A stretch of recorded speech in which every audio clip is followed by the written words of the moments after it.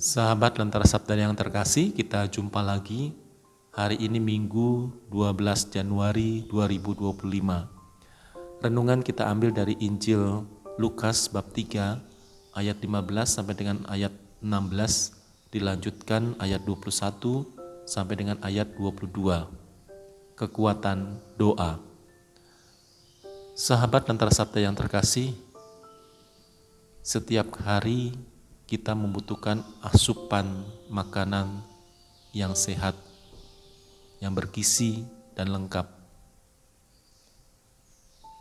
Kalau semuanya itu terjadi, maka tubuh kita itu akan menjadi prima. Kita dapat melakukan semua aktivitas kita dengan baik, tanpa terkendala, karena kesehatan tubuh kita. Tetapi sebaliknya, kalau kita tidak mengkonsumsi makanan-makanan yang baik, yang sehat, maka tubuh kita akan mengalami gangguan dalam beraktivitas, berkegiatan. Demikian juga di dalam kehidupan rohani kita, maka kita juga disediakan santapan rohani oleh Tuhan, Ekaristi Kudus yang kita rayakan. Apakah di dalam merayakan Ekaristi itu kita benar-benar menyiapkan diri supaya kita memperoleh santapan rohani yang diberikan Tuhan kepada kita? Atau kita tidak mempersiapkan diri kita untuk menerima santapan rohani itu dengan baik, sehingga kehidupan rohani kita itu menjadi kering. Namun bukan hanya Ekaristi, tetapi juga ibadat, doa-doa, devosi yang lain. Dengan demikian, maka semua doa-doa itu yang kita lakukan membuat rohani kita itu menjadi sehat.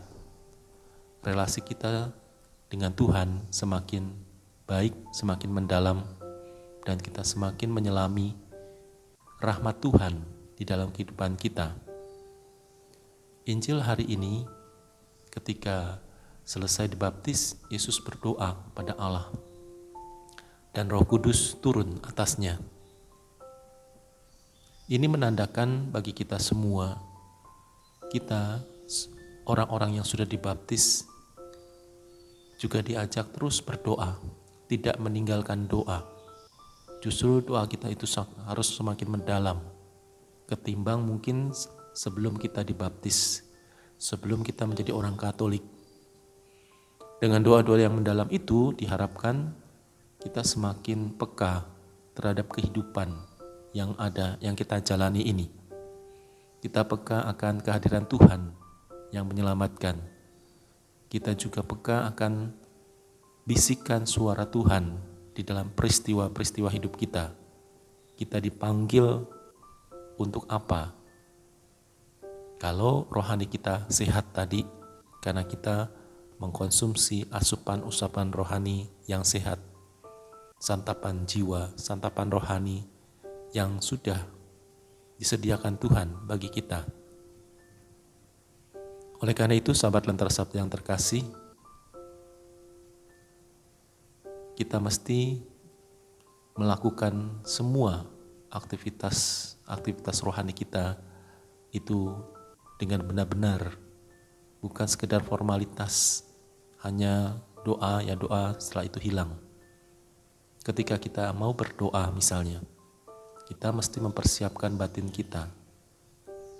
Ketika mau merayakan Ekaristi, kita juga harus mempersiapkan batin kita. Bukan sekedar nyelonong ke gereja, datang hadir ke gereja, merayakan Ekaristi, setelah itu pulang, tetapi batin kita tetap merasa hampa. Yang terpenuhi hanyalah sisi jasmani tadi. Kita ketemu orang, berjumpa, dan orang mengatakan, si A itu ke gereja, rajin, ngikuti ziarah, ikuti doa-doa, ibadat di lingkungan dan sebagainya.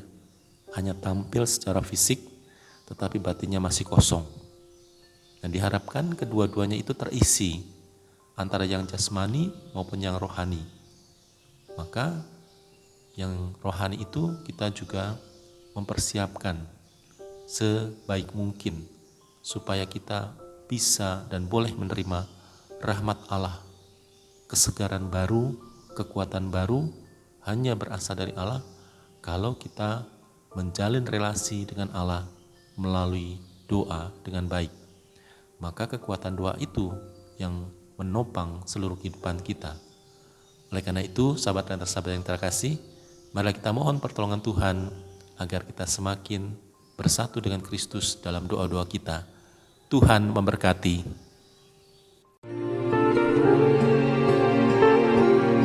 Hati